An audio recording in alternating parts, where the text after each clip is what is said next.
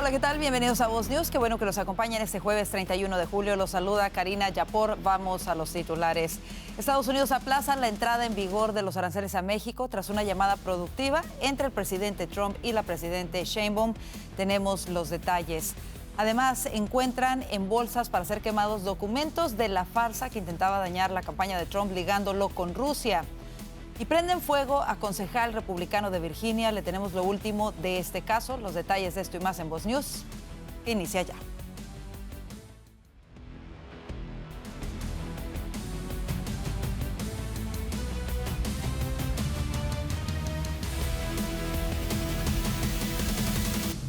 La Casa Blanca reveló detalles del nuevo plazo arancelario entre Estados Unidos y México y también sobre el histórico acuerdo con Corea del Sur. Esto justo un día antes de la fecha límite para su entrada en vigor. Juan Esteban Silva tiene la historia y lo que dijo la portavoz del presidente Trump. Juan. Karina, televidentes de Voz News, ¿qué tal? Los saludo desde la Casa Blanca. Pues bien, arrancamos con México. Estados Unidos acordando posponer por 90 días la aplicación de nuevos aranceles previstos originalmente para el 1 de agosto del 2025. Durante este periodo, pues seguirán vigentes los aranceles del 25% sobre productos vinculados con el tema, por ejemplo, de los automóviles, 50% sobre el acero. La portavoz, Karoline Leavitt, nos ha entregado algunos detalles. Mexico is still paying tariffs. They're paying a 25% tariff on fentanyl, 25% tariff on cars, a 50% tariff on steel, aluminum, and copper. And additionally, Mexico has agreed to immediately terminate its non-tariff trade barriers, of which there are many. And as the president said, we will continue to talk to Mexico over the next 90 days with the goal of signing a larger trade deal. The key to this, again, is Mexico has agreed to terminate those non-tariff barriers and to continue to work with us in good faith. Mexico is a very unique situation of all the other countries around the world because, of course, we share our southern border with Mexico, which we've seen an increase in cooperation between Mexico's President Claudia Sheinbaum and our administration. Por otro lado, el presidente también anunció un acuerdo completo y total con Corea del Sur, evitando los aranceles del 25% que iban a entrar en vigor el 1 de agosto. Bajo ese pacto, Estados Unidos aplica un arancel del 15% sobre la mayoría de productos y, en este caso, surcoreanos, incluyendo automóviles y autopartes. And South Korea will pay a 15% tariff rate, including 15% on autos, while providing historic market access to American goods like autos and rice. Korea will purchase $100 billion in American energy by 2028. And the centerpiece of this deal is that South Korea has agreed to invest $350 billion at the president's direction to revitalize American industry. 90% of those profits will go to the United States government to help pay down our debt and for other matters at the president's choosing. Si bien los aranceles sobre acero, aluminio y cobre no serán reducidos, el acuerdo iguala el tratamiento que Estados Unidos ofrece a Japón y a la Unión Europea. Recordemos, mañana se cumple ese deadline, ese plazo, conocido como la famosa fecha límite, el 1 de agosto, para lograr los acuerdos en materia comercial. Nosotros estaremos, por supuesto, muy atentos informándolos. Es la información desde la Casa Blanca para Voz News. Juan Esteban Silva. Gracias, Juan Esteban, por ese reporte. Y para hablar de este tema arancelario de Estados Unidos con México y otros países y las relaciones entre México y los Estados Unidos, nos acompaña John Pence, CEO y abogado de Frontline GR. John, bienvenido a Voz News. Gracias, Karina. Es un gusto estar con usted. Gracias. El presidente Trump anunció que aplaza 90 días el aumento de los aranceles a México. Además, el gobierno de Claudia Sheinbaum acordó eliminar de inmediato las barreras comerciales no arancelarias. John, la relación entre Estados Unidos con México es muy diferente a la del resto del mundo por todo lo que implica el compartir la frontera y problemas que aquejan a ambas naciones, como el tráfico de drogas. ¿Cómo analizas estas negociaciones? Sí, pues sí, la relación es complicada, como dijo el presidente hoy en su Truth Social, tiene que ver con un respeto mutual y creo que el presidente Trump puede lograr un buen deal para los Estados Unidos y ojalá para el pueblo mexicano en respecto de la cooperación de la frontera y tener más relaciones fuertes entre ambos países. Así es. ¿Crees que el gobierno de la presidenta Claudia Sheinbaum ha cumplido las principales exigencias de la administración Trump en relación al control del narcotráfico, el tráfico de drogas a los Estados Unidos? ¿Crees que están haciendo lo suficiente? Ojalá que estén en camino de lograrlo y empieza con charlando del presidente Trump. Como dijo el presidente Trump, tiene respeto para la presidenta y aunque sean como de políticas diferentes, creo que el presidente Trump está pronto de lograr un deal para los Estados Unidos que pone América primera, pero no quiere decir América sola. Así que creo que en estos 90 días vamos a tener un segundo chance de lograrlo y ojalá que se puedan lograr. Por supuesto, bueno, y México obviamente es el socio comercial más importante de los Estados Unidos y no solamente eso, sino lo que comentábamos de la frontera.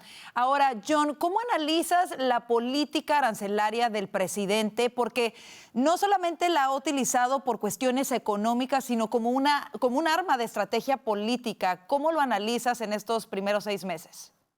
Sí, me da un poco miedo a ver lo que está tratando de promover ahí en México con el socialismo, con las comunistas de China que están yendo a México y ver un gobierno mexicano que está al lado de las comunistas y no a los americanos, a los Estados Unidos, me da un poco miedo. Pero ojalá en esos 90 días podemos lograr un deal por ambos países que empieza con la cooperación de la frontera y asegurar la frontera, pero también de crecer la economía estadounidense y también de México por ambos lados de la frontera. Claro, que se beneficien ambos y en esto te referías obviamente a la dirección que ha tomado la presidente Sheinbaum en el gobierno de México.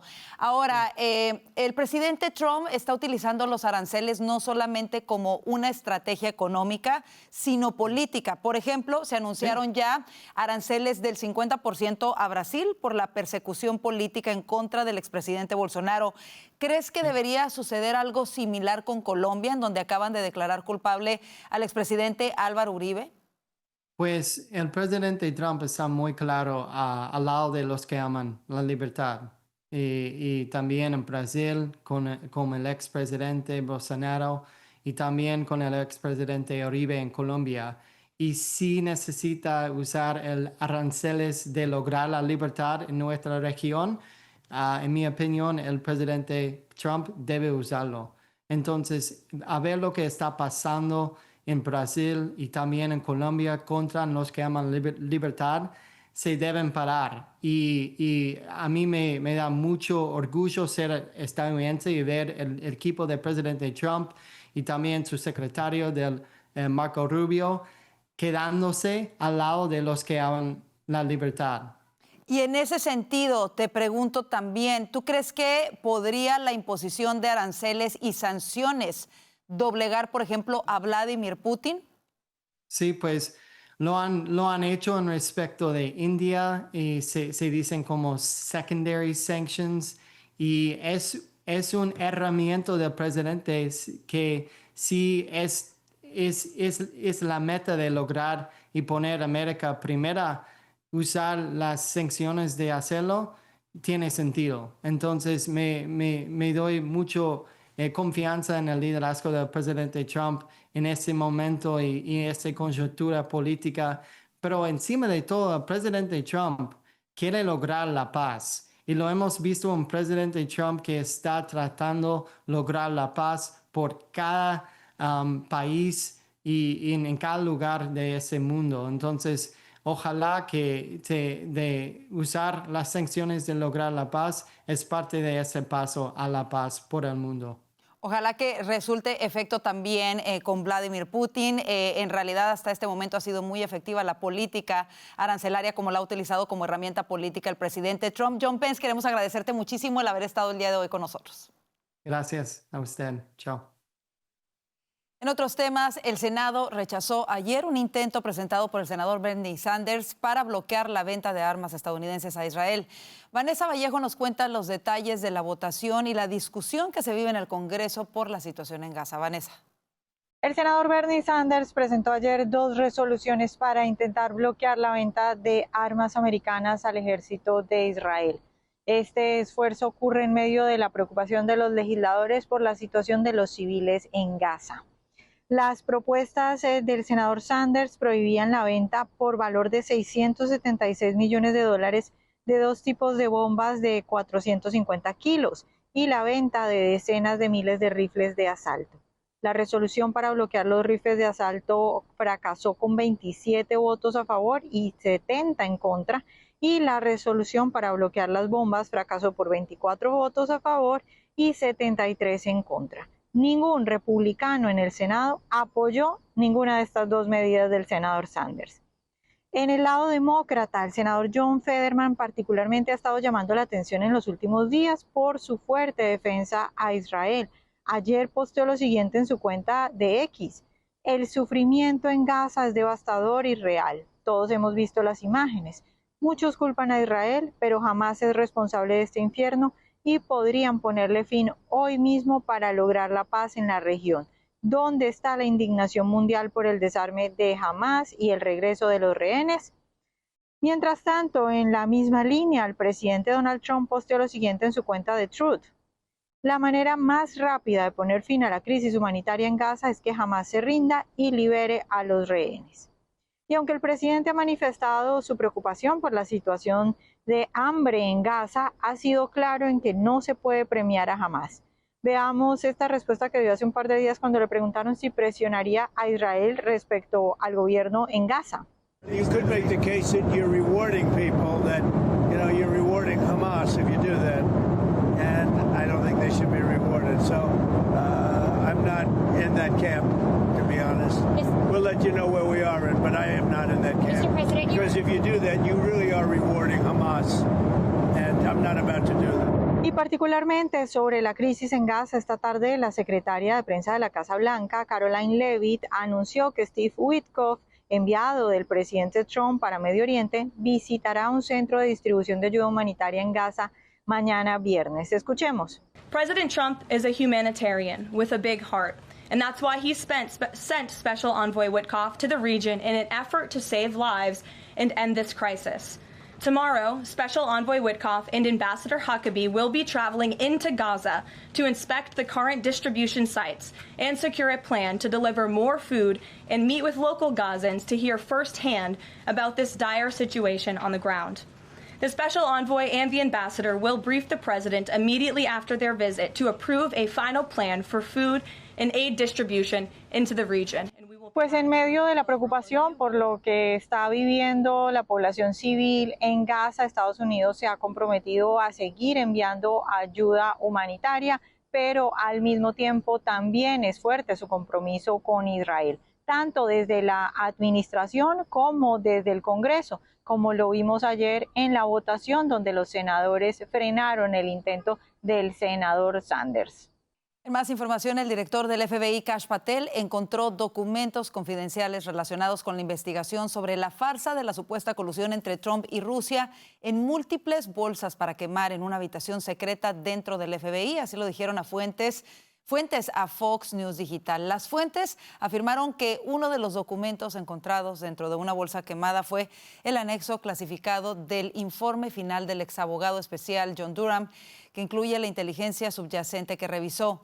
De acuerdo al reporte, la desclasificación del anexo se está llevando a cabo en coordinación con el director de la CIA, John Ratcliffe, la directora de Inteligencia Nacional, Tulsi Gabbard, la fiscal general Pam Bondi, el director en funciones de la Agencia de Seguridad Nacional, William Hartman, y Kash Patel. El presidente Trump pidió ayer que se investigara a la expresidente de la Cámara de Representantes, Nancy Pelosi, por el presunto uso de información privilegiada no pública obtenida a través de su cargo en el Congreso para invertir en la bolsa, lo que se conoce como insider trading. Mire, durante los últimos años, Pelosi ha sido blanco de fuertes críticas por parte de los republicanos y algunos miembros de su propio partido por las transacciones bursátiles que ha estado realizando su esposo. Si bien no se han presentado hasta este momento pruebas en su contra y a pesar de que la líder demócrata asegura que ella no realiza operaciones bursátiles, su esposo, Paul Pelosi, sí lo hace como capitalista de riesgo, lo cual ha levantado numerosas sospechas. En más información, una tercera persona ha sido detenida en relación a una brutal paliza en Cincinnati que dejó a 2 personas, una mujer y un hombre, gravemente heridos el pasado fin de semana.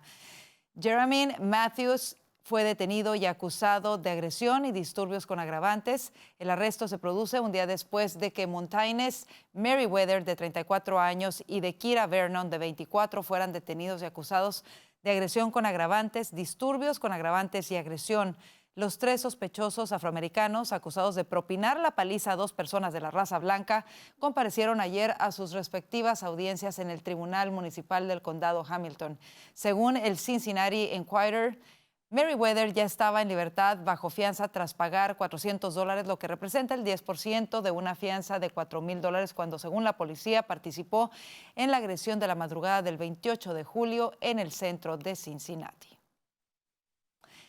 Y la policía de Arkansas informó que un maestro de escuela de 28 años fue acusado por el asesinato de un matrimonio que caminaba con sus hijos en el parque estatal Devil's Den. El sujeto, identificado como Andrew James McGann, fue arrestado en una ciudad cercana después de 5 días de búsqueda. Las autoridades arrestaron a McGann en una barbería de Springdale. McGann fue acusado de 2 cargos de homicidio capital y permanece detenido en la cárcel estatal del condado Washington.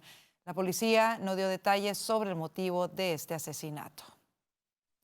Y el concejal republicano de la ciudad de Virginia, Lee Volger, fue prendido en llamas dentro de su oficina. La impactante y trágica noticia se da después de que el sospechoso Shotzi Michael Buck Hayes, de 27 años, entrara en la oficina de Vogler, le rociara un balde con gasolina encima y le prendiera fuego. El atacante se encuentra en custodia de las autoridades y será juzgado bajo el cargo de intento de homicidio en primer grado. Por otro lado, actualmente Vogler se encuentra en el hospital con quemaduras graves bajo observación médica. Y Zohran Mamdani, candidato socialista a la alcaldía de Nueva York, ofreció ayer miércoles su primera conferencia de prensa tras regresar de unas vacaciones de 11 días en Uganda. Lo hizo en medio de una creciente ola de cuestionamientos sobre su historial contra el Departamento de Policía de Nueva York y su respuesta tardía al tiroteo masivo que dejó 4 muertos en Midtown, incluyendo el oficial Didarul Islam, quien fue velado el día de hoy. Mamdani volvió al país casi 48 horas después del ataque y fue directamente a la casa de la familia del agente asesinado. Su visita dejó más preguntas que respuestas, especialmente entre miembros del cuerpo policial que recordaron sus antiguos llamados de desfinanciar a la policía. Durante la conferencia de prensa, Mamdani intentó suavizar el impacto de sus mensajes pasados, pero sin condenarlos del todo. Una de sus excusas fue la frustración sobre la muerte de George Floyd. Mamdani culpó de este ataque al fácil acceso de las armas y repitió el llamado a una prohibición federal de rifles de asalto, alineándose con la gobernadora de Nueva York, Kathy Hochul. Así nos vamos a la pausa comercial. La inflación sube ligeramente en los Estados Unidos. Al regreso de la pausa le contaremos cuáles serían los sectores más afectados. Quédese, ya volvemos con esto y más.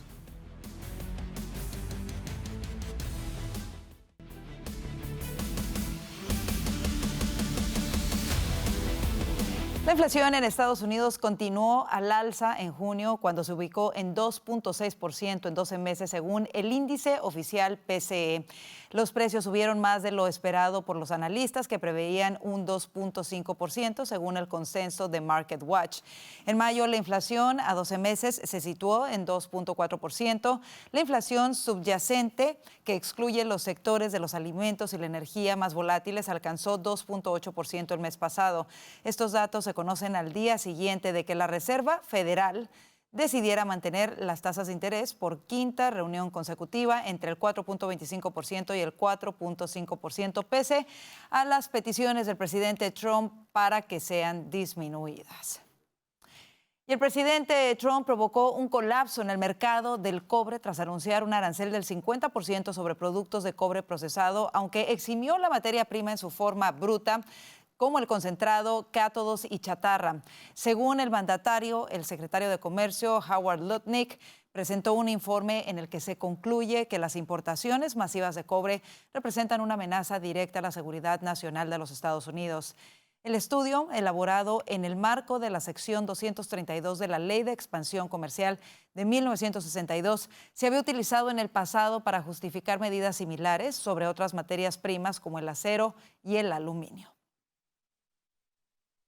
Y escuche esto, una campaña de GoFundMe recaudó más de $12,000 para un migrante indocumentado conocido como Paco, quien fue detenido el mes pasado por el Servicio de Inmigración y Control de Aduanas de Estados Unidos en el estado de Washington y quien es buscado en México por homicidio.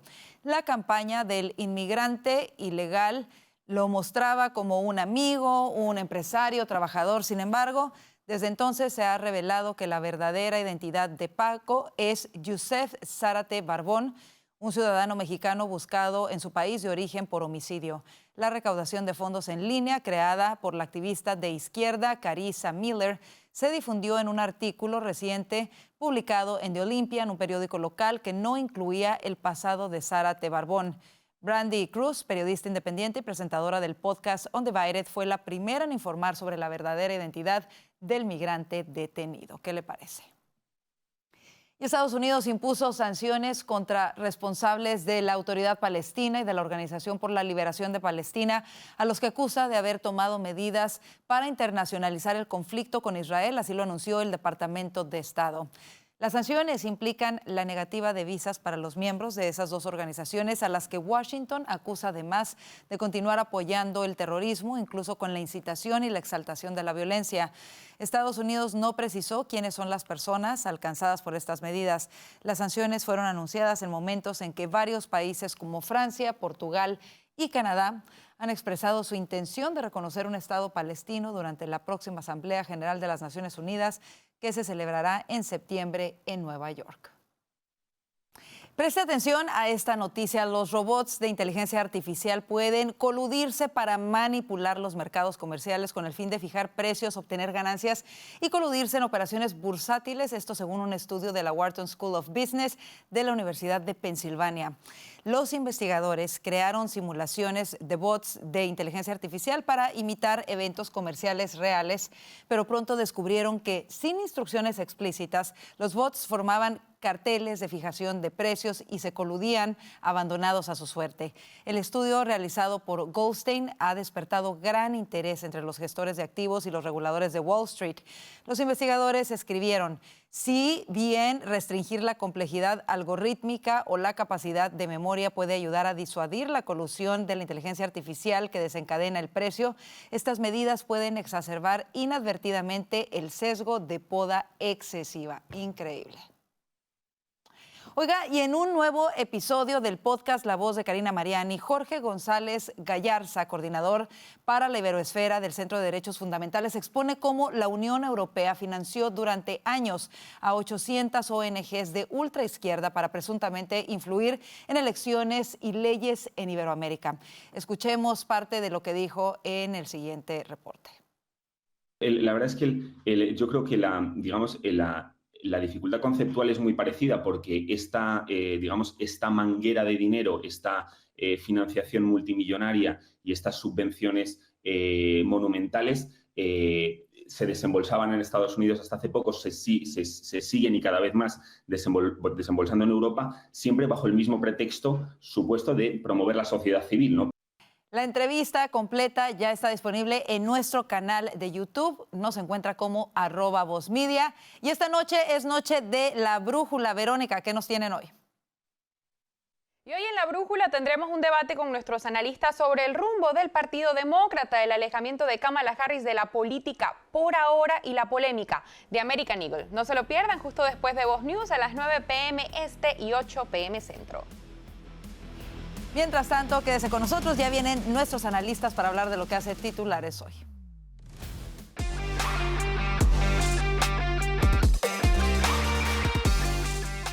Como le informamos, el presidente Trump pidió ayer miércoles que se investigara a la expresidente de la Cámara de Representantes, Nancy Pelosi, por presunto uso de información privilegiada, también conocido como insider trading, tras acusarla de beneficiarse económicamente por esta información no pública obtenida a través de su cargo en el Congreso para inversiones. Bueno, Pelosi apareció ayer en la cadena CNN en el programa de Jake Tapper y le preguntó sobre esto y ella no quiso responder y dijo que estaba ahí para hablar del aniversario de Medicaid. Vamos a analizar esto a profundidad. Para ello le damos la bienvenida a Vanessa Vallejo, analista político de Voz, Alfonso Aguilar, abogado y analista político de Voz, y Orlando Avendaño, periodista y analista político de Voz. Y bueno, la reacción de Nancy Pelosi en realidad fue de molestia. Ella no se esperaba que Tapper le hiciese la pregunta. De hecho, su primera respuesta fue: yo estoy aquí y acepté venir para hablar sobre el aniversario de Medicaid, no para esta pregunta incómoda. Por años hemos sabido y escuchado críticas, no solamente de los republicanos, sino también de algunos legisladores demócratas, en cómo ha amasado una fortuna la familia Pelosi a través de estas inversiones. ¿Cómo interpretas la respuesta de Pelosi, Alfonso? ¿Y realmente debería de haber una investigación como lo pide el presidente Trump? Totalmente. Y debería haber legislación que está moviéndose hacia adelante en el Senado, del senador Hawley, para prohibir que los congresistas inviertan en el mercado de valores. Primero que nada, ella es una diva, ¿no? ¿Cómo se atreven a preguntarme, a hacerme esa pregunta? Pues si se la hacen a cualquier político, ella no es nadie especial. Pero es curioso, aquí vemos la hipocresía de los demócratas. Ellos dicen que Trump es un rey, que quiere perpetuarse en el poder. Esta mujer lleva, qué sé yo, más de 40 años en el gobierno, y por todo ese tiempo que lleva aquí en Washington, ella se cree que la tienen que tratar de una manera diferente, como si ella fuera la reina. Es totalmente absurdo y es una actitud de privilegio que tiene por llevar tanto tiempo aquí. Es hora que se retire, no lo quiere hacer, no sé qué está pensando. En términos del dinero que ha hecho, pues mira, es sorprendente. Nancy Pelosi gana, como creo que fue Karen Levitt que lo dijo hoy en la conferencia de prensa, ella tiene un salario como de $174,000. Sin embargo, tiene un patrimonio de más de $400 millones. Y escuchen esto es una estadística increíble. En el 2024, las inversiones de ella tuvieron una ganancia de 78%. O sea, ¿quién en el mercado de valores tiene ese tipo de ganancias? O sea, cuando yo veo mis inversiones suben 5%, si llegan a 10%, es increíble. 78%. Yo no sé, pero aquí hay algo que está mal. Hay que prohibir que hagan esto los congresistas porque tienen acceso a información privilegiada y hay que investigarla a ella. Tanto que ella habla siempre señalando a todo el mundo, yo creo que aquí hay algo que huele mal. Ella se excusa en que ella no realiza este tipo de operaciones, pero bueno, bien es sabido que su esposo lo hace. No es incongruente, y si se llega a hacer una legislación, debería incluirse en esa legislación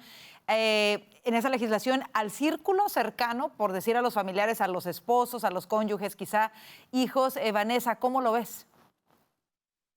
Claro, de acuerdo, porque es que según los datos, el esposo de Pelosi es más inteligente que Warren Buffett, porque su rentabilidad es mucho mayor que la de Warren Buffett.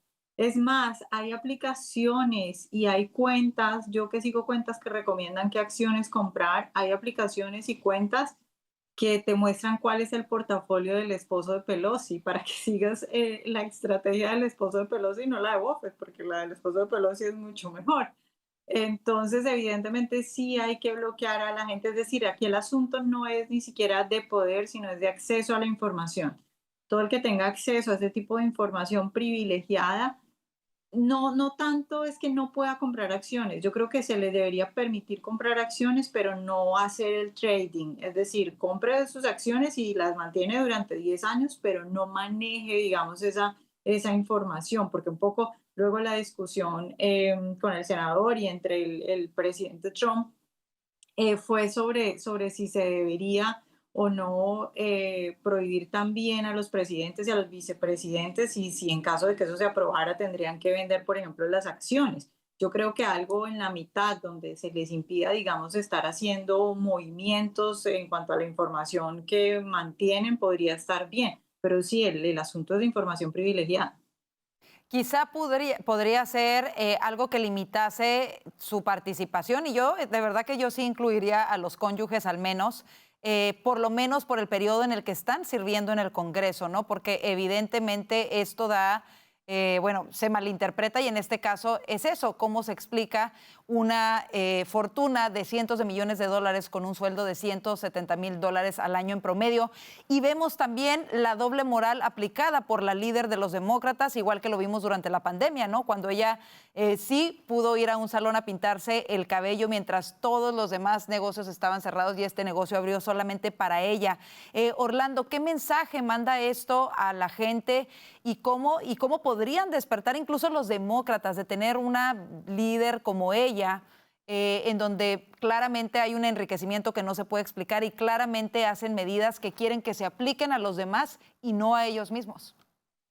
La respuesta de Pelosi a Tupper es mucho más insólita porque dice que ella no, pero su esposo lo hace, que es como que no tiene relación. Es decir, el nivel de cinismo con el que hablan es sorprendente y eso también da cuenta de la impunidad con la que esta gente se mueve. Y el mensaje es claro, puedes entrar a la política para hacerte rico, mírame a mí, la política no es un servicio a la nación, no es un servicio a la sociedad, es un servicio a tu bolsillo. Y ese es el mensaje que hay que corregir, porque de eso no se trata la política en lo absoluto. Esto es corrupción, evidentemente, y debería ser, pues está moralmente mal, pero también debería estar legalmente mal. Por eso yo creo que es fundamental que avance legislación en torno a ello, que pase, esto no debería ser escandaloso. El argumento que se utilizó en contra de esta votación de que esto podría desincentivar a empresarios de participar en la política. No, es que son dos cosas diferentes. Y por eso yo creo que el ejemplo también del senador de Hawley, del congresista Hawley, es muy claro. Y es que él vendió sus activos, él vendió sus participaciones en acciones antes de empezar la política precisamente para ser coherente. Y yo creo que esto es algo que debería extenderse a absolutamente todos los miembros de la política que nuevamente tengan acceso a información privilegiada. Y de eso se trata. Cualquiera que tenga acceso a información privilegiada, que le dé algún tipo de ventaja en el mercado de acciones, debería de prohibírsele transar en el mercado de acciones. Por supuesto. Bueno, vamos a ver qué pasa. Vamos a seguir de cerca el desarrollo de esto. Ojalá que en realidad se apruebe esta ley y ojalá que se investigue a los Pelosi. Vámonos al siguiente tema. Es un tema que ha causado muchísima indignación. Por fin se arrestaron a tres de los sospechosos de participar en un brutal ataque a una pareja blanca en Cincinnati. Los sospechosos comparecieron ayer miércoles en sus respectivas audiencias en un tribunal municipal del condado Hamilton. Ha habido mucha controversia. Aún no está claro qué desató esta golpiza. Lo que sí es que las imágenes han dado la vuelta al mundo. Ahí lo estamos viendo en cómo un grupo de personas ataca a un hombre y a una mujer, los deja gravemente heridos a ambos. Pero no solamente eso, sino en este caso han causado muchísima controversia las declaraciones de una miembro del concilio precisamente de la ciudad, la congresista Victoria Parks, quien dijo que ellos se lo buscaron, sin clarificar aún cuál fue el motivo de esta golpiza. Vanessa, comienzo contigo, porque si esto hubiera sido al revés, en donde hubiéramos visto un grupo de personas blancas golpeando a un hombre y una mujer de la raza afroamericana, ya estarían incendiadas las calles, pero esto no ha sido así. Y a eso se le suma, si hubiera pasado eso y tuviéramos a un funcionario diciendo que se lo merecían sin dar ninguna explicación, porque es que hasta el momento no entendemos ella porque dice que estaban rogando por esa paliza. No sabemos si es que esta funcionaria tiene una información que nosotros no entendemos o que las autoridades todavía no han revelado o no han conocido. Yo creo que aquí la verdad es que es lastimoso porque esto, digamos que es una política, yo creo que hay un problema de una política condescendiente hacia los afrodescendientes en ciertos lugares del país, que no es nuevo y que viene, digamos, en general de ese crecimiento o aumento muy grande de las ayudas estatales que se empezaron a dar a grupos particulares. Y en particular estos casos de violencia, yo creo que se han aumentado aumentaron después de 4 años de una administración Biden, que en particular parecía que tuviera mucha condescendencia o en algunos casos ya impunidad sobre personas que cometían delitos, pero si eran de una raza, entonces eran culpables, pero si eran de otra raza, entonces no eran culpables. Entonces, cuando durante mucho tiempo se tiene como una política y en general una, digamos, conciencia colectiva, para usar los términos de la izquierda, en ciertos sectores o ciudades, acerca de que no se puede castigar a cierta persona porque es de una raza, pues eso hace que ciertas personas, no porque sean de esa raza, sino porque en todas las razas hay gente buena y hay gente mala, pero si la gente mala de cierta raza sabe que por tener esa raza entonces no va a tener consecuencias, eso es un incentivo negativo.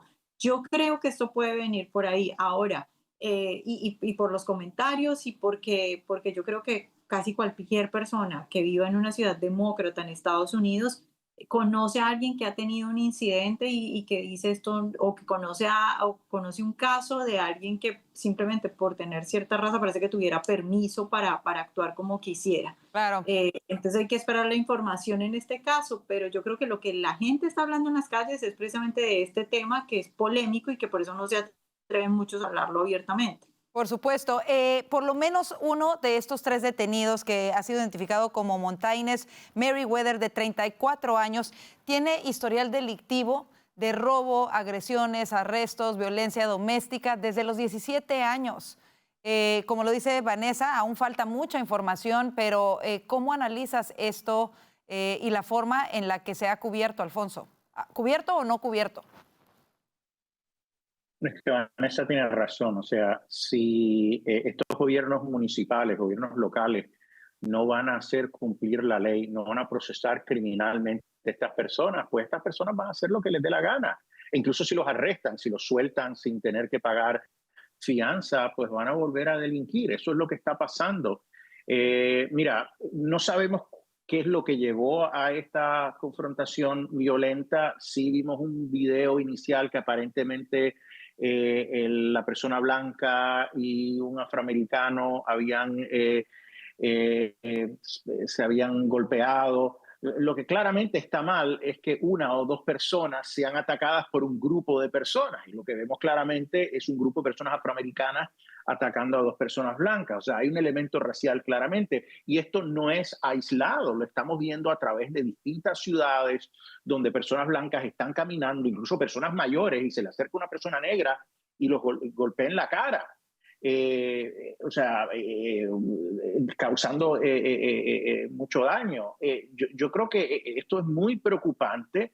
Yo creo que esto es el resultado de las ideas que la extrema izquierda está promoviendo entre la comunidad afroamericana, de que el racismo es sistémico, de que los blancos son los culpables de todos los problemas que ellos tienen. Indudablemente, aquí ha habido grandes injusticias históricas en contra de los afroamericanos, empezando por la esclavitud, que, como decía el presidente Lincoln, es la gran mancha en la historia de los Estados Unidos.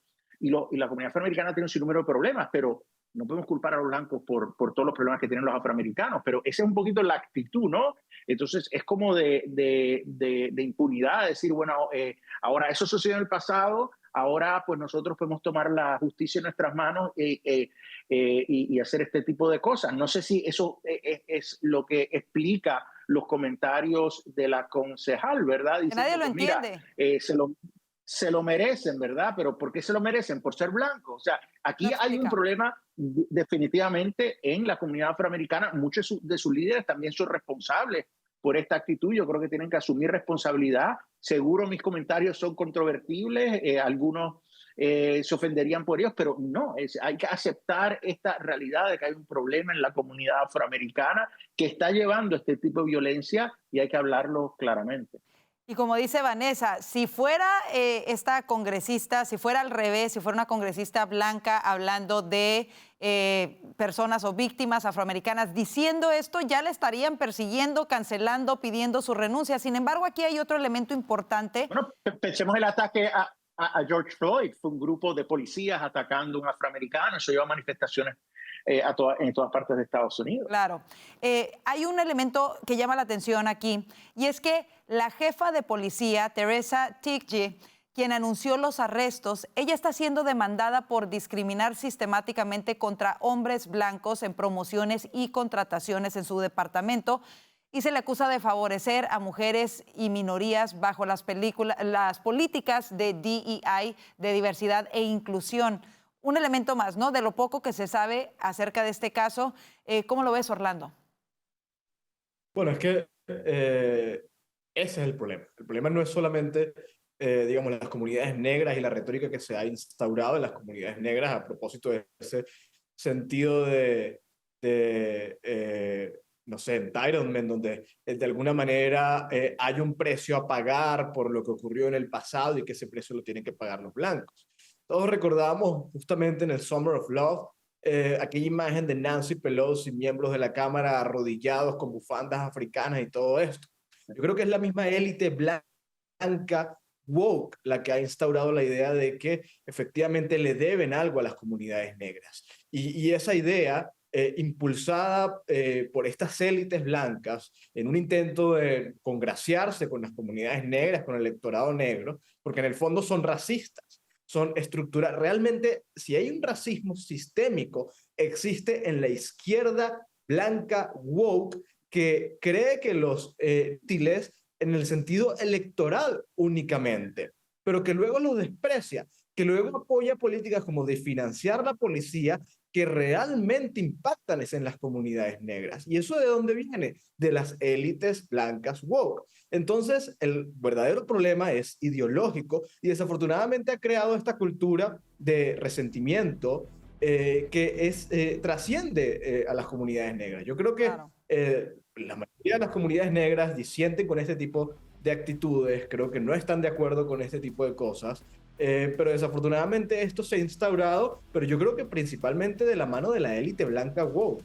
Por supuesto. Orlando, yo creo que tienes razón. Definitivamente esas élites blancas de izquierda han contribuido, pero sí también ha habido, a través de las décadas, las pasadas décadas de los 60, activistas y líderes afroamericanos de Black Power que han promovido este tipo de narrativas y este tipo de respuestas, ¿verdad? Incluso tomar la violencia, tomar la justicia en sus manos para tratar de resolver alguna injusticia del pasado. Bueno, y muchos legisladores que recientemente han hecho propuestas para otorgarles reparaciones, ¿no?, a las comunidades de afrodescendientes. Increíble.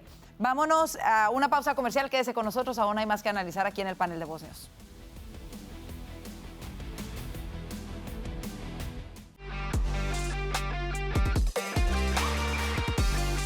Zoran Mamdani, candidato socialista a la alcaldía de Nueva York, ofreció ayer miércoles su primera conferencia de prensa tras regresar de unas vacaciones de 11 días en Uganda.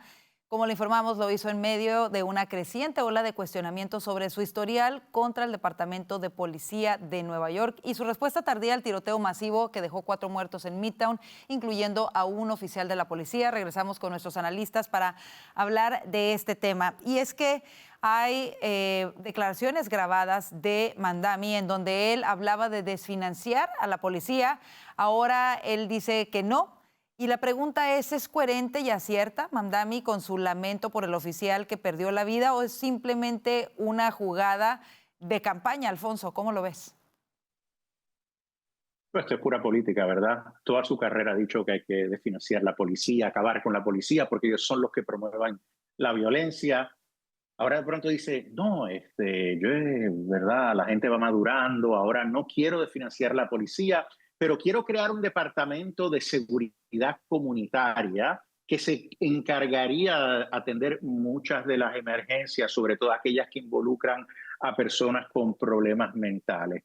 Esto está claro. Si Mamdani llega al poder, debilitaría las fuerzas de la ley de orden, debilitaría la policía y la seguridad en la ciudad estaría en riesgo. Eso está claro. Esto es un juego de palabras. Incluso él, aunque Eric Adams, por un lado, felicitó a la unidad de respuesta estratégica de la policía de la manera que reaccionaron a este último incidente, este último tiroteo, esa unidad tan importante que fue la responsable de reaccionar a las manifestaciones en las universidades de Nueva York, Mamdani ha dicho y se reiteró de que quiere eliminar esa unidad que es tan importante para reaccionar inmediatamente a emergencias y a retos de seguridad en la ciudad. Entonces yo creo que este hombre está claro que está tratando de confundir, cambiando el lenguaje, pero que quede claro, este hombre ha dicho que la policía es racista, es anti-queer, whatever that means, y otras cosas. Entonces yo creo que un voto por Mamdani es claramente un voto para poner en riesgo la seguridad de los ciudadanos en la ciudad de Nueva York. Vanessa, ¿cómo lo ves tú? Y bueno, él decía y se excusa en que sus declaraciones de desfinanciar a la policía en el pasado tenían que ver con la frustración por la muerte de George Floyd. ¿Cómo lo ves? ¿Es una buena carta que crees que le funcione? ¿La gente se lo va a creer? Pues yo no sé, porque es Nueva York y pues no sé, los otros candidatos, pues uno diría que Adams no está tan mal y que ha intentado resarcir y echar para atrás lo malo que hizo y que ha mejorado, pero no lo sé.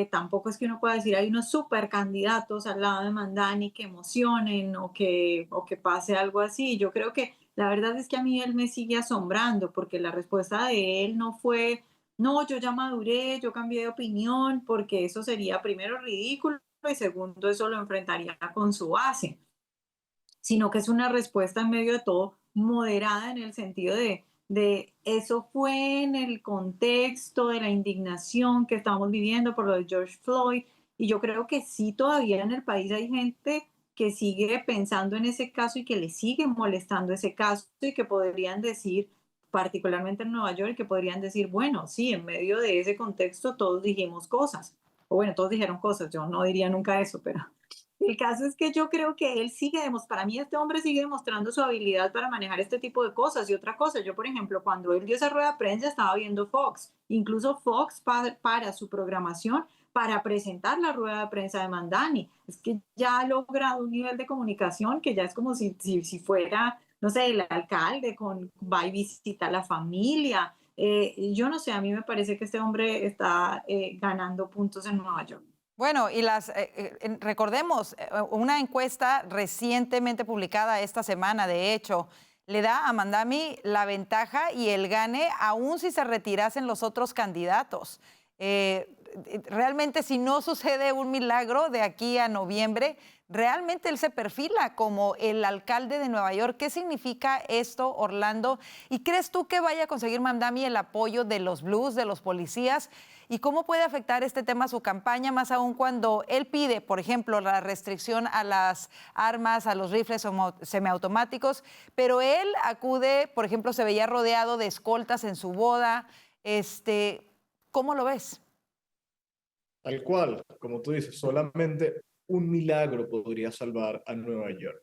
Eric Adams es un terrible candidato, aún siendo la única opción sensata. Hay que recordar que él terminó como alcalde de Nueva York en la 8ª ronda de votación para su elección, es decir, que nunca ha sido un buen candidato. El republicano, pues, no hay nada de qué hablar. Yo creo que Zohran Mamdani es imparable en una ciudad como Nueva York. Desafortunadamente tiene un talento impresionante, como lo dice Vanessa. Yo creo que este nivel de elocuencia, de manejo de los medios, de manejo de las redes sociales, no lo veíamos en el Partido Demócrata desde Barack Obama. Y yo creo que Mamdani tiene un potencial de Obama. Afortunadamente no es ciudadano americano de nacimiento, porque si no, cuidado, y podría llegar a candidato presidencial con mucho chance. Es muy peligroso, porque además yo creo que tiene la capacidad de, aún habiendo apoyado políticas contra la policía, de desfinanciar a la policía, tiene la capacidad de generar un discurso que puede lograr empatizar con la policía. Entonces yo no veo descabellado, sobre todo que en una ciudad como Nueva York, la policía termine apoyando a alguien como Mamdani, porque le habla desde el sentimiento, desde lo emocional, trata de perfilarse como una persona honesta, una persona que dijo eso en el medio de la rabia. Fíjense lo poderoso que es, ¿no? Como que en ese momento, por la rabia, por el dolor que estábamos sintiendo, dijimos cosas de las cuales hoy no pensamos igual.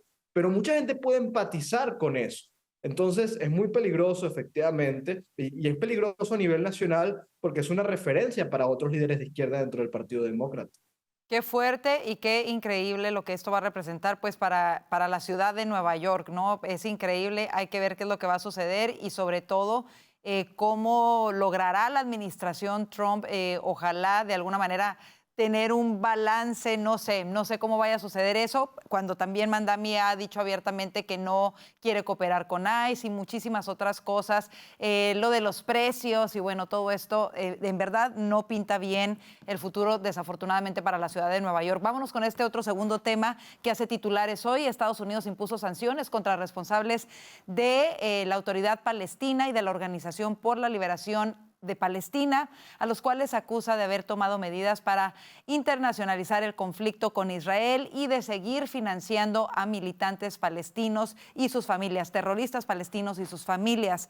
¿Qué efecto real pueden tener estas sanciones, Alfonso?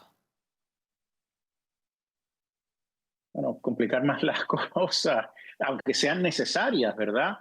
Pero vemos que el problema no es solo Hamás, siempre pensábamos es Hamás en Gaza, pero también son funcionarios de autoridad palestina, muchos de ellos que pertenecen a Fatah, que es el otro grupo, el grupo dominante dentro de la Organización de Liberación Palestina, que dirige el presidente de la autoridad palestina, Mahmoud Abbas. Entonces, si hay elementos ahí también promoviendo el terrorismo, pues esto es una cosa muy complicada, ¿verdad? Yo creo que estratégicamente, no sé, yo apoyo la causa de Israel totalmente, destruir a Hamás. Sin embargo, uno tiene que ser estratégico y me pregunto si a Israel no se le ha pasado la mano. O sea, hay que siempre entender el ambiente político cuando uno desarrolla una estrategia militar. Y si bien ellos quieren destruir a Hamás, se están echando el mundo en contra. Aliados importantes como Inglaterra o Francia, ahora Canadá, diciendo que van a reconocer el Estado palestino. ¿Y quién es el Estado palestino hoy en día? ¿Es Fatah? ¿Es Hamás? No sé.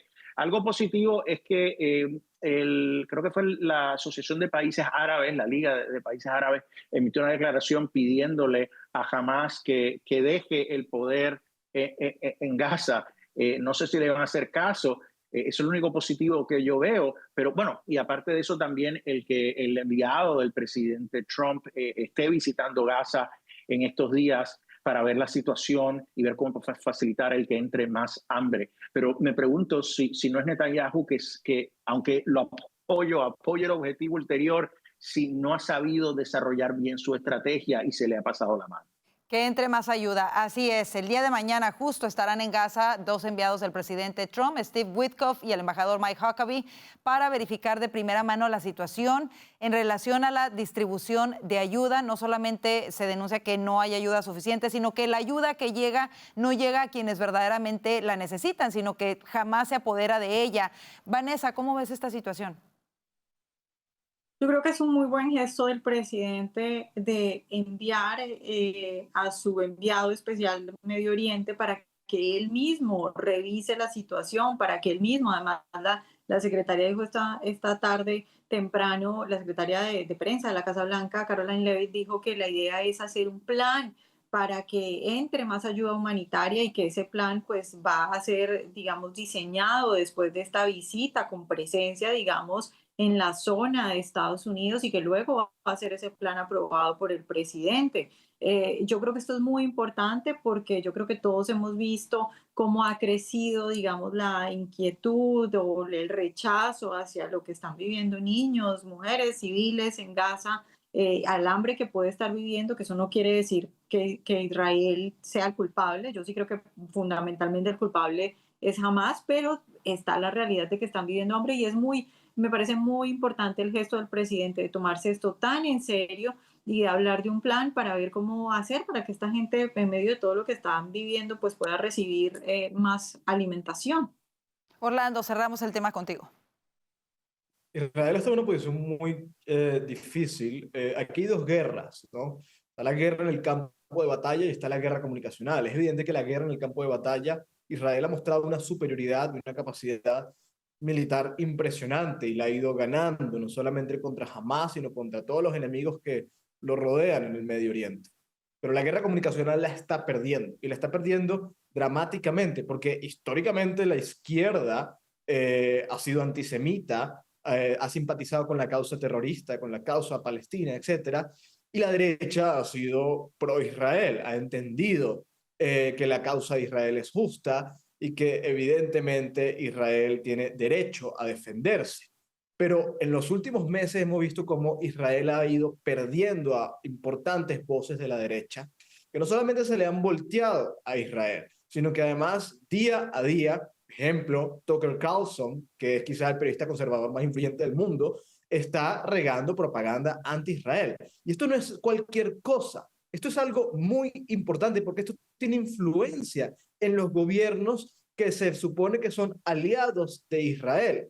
Yo creo que esto podría terminar generándole un backlash a Israel importante, porque si bien está avanzando en la causa militar, sería terrible para Israel que precisamente por la cruzada y la campaña militar termine provocando que la mayoría de los países de Occidente reconozcan un Estado palestino. Eso sería grave para Israel porque complicaría la capacidad de Israel de neutralizar las amenazas terroristas que hay en la región. Además que, bueno, generaría el desastre y generaría prácticamente una guerra interminable. Pero yo creo que Israel tiene que afincarse más en la guerra comunicacional. Yo creo que el tema de Gaza hay que abordarlo urgentemente. Las imágenes que todos estamos viendo son las imágenes de los niños con las cubetas pidiendo comida. Eso hay que explicarlo, hay que explicar qué pasa, y por eso la labor del presidente Trump de enviar a Witkoff y a Huckabee a que atestiguen qué está pasando y lo expliquen es tan importante. Por supuesto, y creo que algo de lo más preocupante fue lo que mencionó Alfonso. Aún así se reconozca un Estado palestino. ¿Qué es? ¿Quién va a ser el Estado palestino? Yo creo que esa es la gran interrogante y lo que eso va a representar, no solo para Israel, sino para el resto del mundo. Así nos vamos. Gracias, como siempre, muy interesante escuchar sus puntos de vista sobre todos los temas que hacen titulares. Gracias a Alfonso Aguilar, Vanessa Vallejo y Orlando Avendaño. Y gracias a usted por su confianza. Los invitamos a seguirnos a través de nuestras redes sociales, aparecen aquí en pantalla. Y muy importante, vaya a nuestro canal de YouTube. Nos encuentra como @VozMedia. Suscríbase, active la campanita para que pueda ver todo nuestro contenido. Gracias, que tenga excelente noche y si Dios lo permite, le esperamos mañana. Bendiciones.